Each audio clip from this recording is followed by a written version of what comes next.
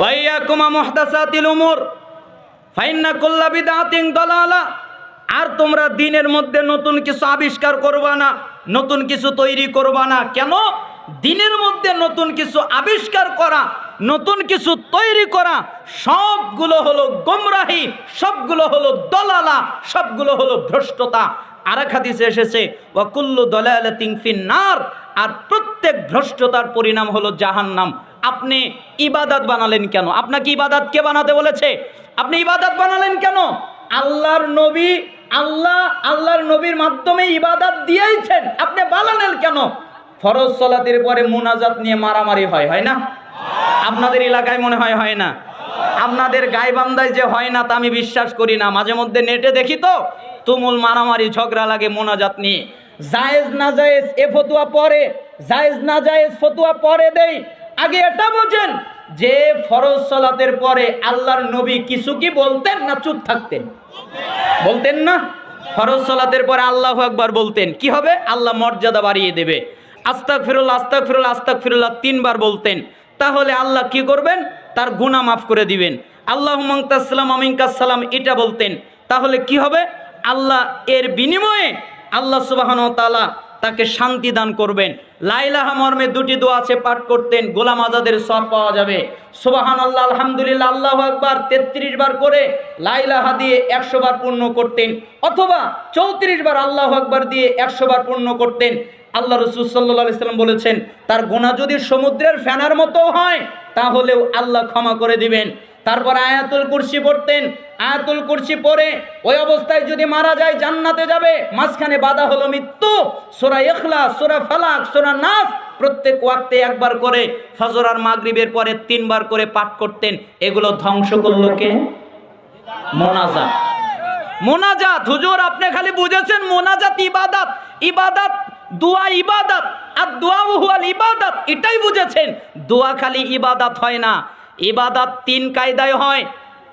আল্লাহ যে দিন দিয়েছে তা থেকে যদি বাড়ান তাহলে হয় বিদআত।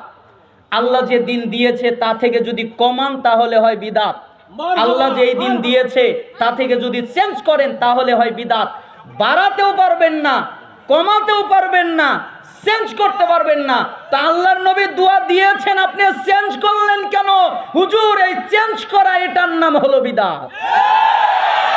শুধু তাই নয়, তিনি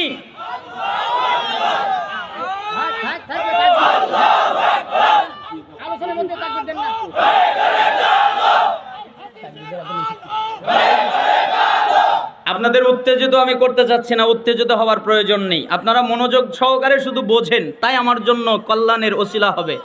আমরা বলছিলাম যে মুনাজাত আল্লাহর নবী ইবাদত করেছেন, দোয়া করেছেন, তাহলে আমরা বলতে পারি দোয়া করা ইবাদত। যেটা আল্লাহর নবী করেছেন ওই দোয়া করা কি ইবাদত। আল্লাহর নবী জীবনে কি কোনোদিন সাহাবীদেরকে নিয়ে হাত তুলে মুনাজাত করেছেন? আচ্ছা আপনারা এরকম একটা সহিহ হাদিস বের করেন। আমার জানা আছে সহিহ হাদিস নাই, তাহলে জয়ীফ হাদিস বের করেন। আমার জানা আছে জয়ীফ হাদিস নাই, তাহলে একটা জাল হাদিস বের করেন। আমার জানা আছে জাল হাদিসও নাই, একটা জাল হাদিস বের করেন। যে জাল হাদিসের মধ্যে লেখা আছে যে আল্লাহর নবী সাহাবীদেরকে নিয়ে সম্মিলিতভাবে হাত তুলে দোয়া করলেন, আর আল্লাহর নবী দোয়া করলেন আর সাহাবীরা আমিন আমিন বললেন, এরকম কোনো হাদিস নাই। তার মানে আল্লাহর নবী করে নাই, এই জন্য মুনাজাত বা দোয়া হাত তুলে সম্মিলিত মুনাজাত না করাটা সুন্নাত। আল্লাহর নবী যে জিকির আজকার করেছেন ওই জিকির আজকার করা সুন্নাত। আল্লাহর নবী জিকির আজকার করে নাই, তাই না করার নাম সুন্নাত। তাহলে তোমরা দিনের মধ্যে নতুন কিছু আবিষ্কার করবা না, ধর্মের নামে নতুন কিছু আবিষ্কার করবা না। নতুন কিছু আবিষ্কার করার পদ্ধতি বা দায়িত্ব কে দিল? আপনার যদি এতই দরকার হয়, মানুষ গাড়ি বানিয়েছে অকটেন দিয়ে চলে, পেট্রোল দিয়ে চলে, গ্যাস দিয়ে চলে, আপনি একটা নতুন আবিষ্কার গাড়ি তৈরি করেন যে লেটেস্ট মডেলের গাড়ি, এই মডেলের গাড়িতে অকটেনও লাগে না, পেট্রোলও লাগে না, কিছুই লাগে না, গ্যাসও লাগে না, খালি যমুনা থেকে পানি উঠাবে, ভরবে আর চলবে। আপনি গাড়ি বানান, তা আপনি ইবাদত বানাতে গেলেন কেন?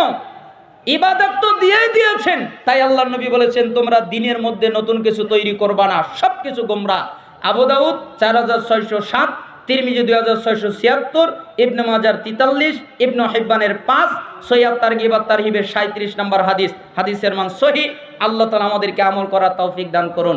তার মানে তোমরা বলো আমরা রাসূলকে ভালোবাসি, কিন্তু তোমরা তার সুন্নাতকে ত্যাগ করো। 4, ওয়াকুলতুম নালআনু ইবলিস ওয়া তাতুমুহু, তোমরা বলো ইবলিস খারাপ, ইবলিস মন্দ, ইবলিস জঘন্য, এ কথা তোমরা বলো, কিন্তু তোমরা নিজেরা ওই ইবলিসেরই আনুগত্য করো। কয় কিন্তু ইবলিস খারাপ, এদিকে বলে যে আমরা রাসূলকে ভালোবাসি, রাসূলের সুন্নাত মানে না, আর ওদিকে বলে যে ইবলিস খারাপ, আবার ইবলিসেরটাই মানে, তাই না? অতএব আমাদেরকে ইবলিসের কথা অনুযায়ী চলা যাবে না।